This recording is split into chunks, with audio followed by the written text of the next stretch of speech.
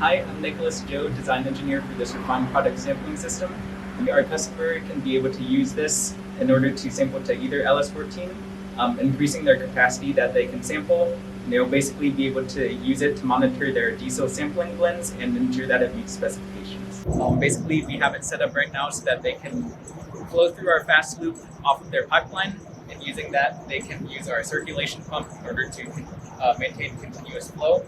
They have a flow switch that can monitor how much gallons per minute they're flowing into the fast loop, and then from there they can trigger their sample computer in order to take samples using our eHub, and it basically pushes down on the sample pump in order to sample to either the first LS14 or second LS14 depending on their valve configuration. From there, you'll fill up your LS14 pump in order to take a composite sample, and by using that, you can mix with an eHook as well, or drain if you're done sampling. From here, you can also take a spot sample with your manifold here, and then monitor which LS14 you're flowing to using the flow switch on each LS14. Moving to the nitrogen pre-charge tanks, basically they're used to put blanket pressure over the top, so that whenever you're sampling to the LS14, you maintain constant pressure for your sample so that it doesn't phase change. Whenever you're pre-charging, you're basically going to move your piston down all the way and then slowly sample, and your pre-charge will be returned to the bottle and be used for the next cycle. Onto the eHooks, we have one for each LS14. Basically, you can start or stop on the switch, and using these solenoids, you're going to be able to control using hydraulic fluid.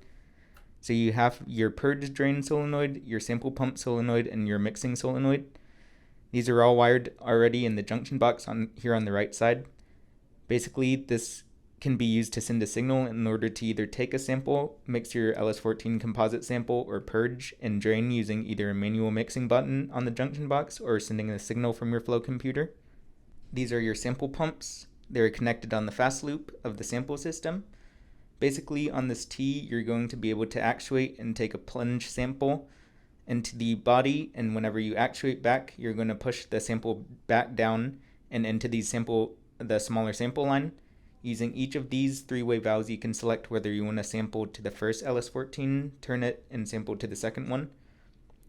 And that will just allow you to be able to use one or the other.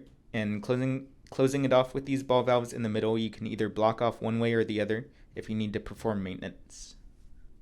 Whenever you actuate your sample pump, you're basically going to be pushing down on the piston in order to allow sample to flow into the chamber.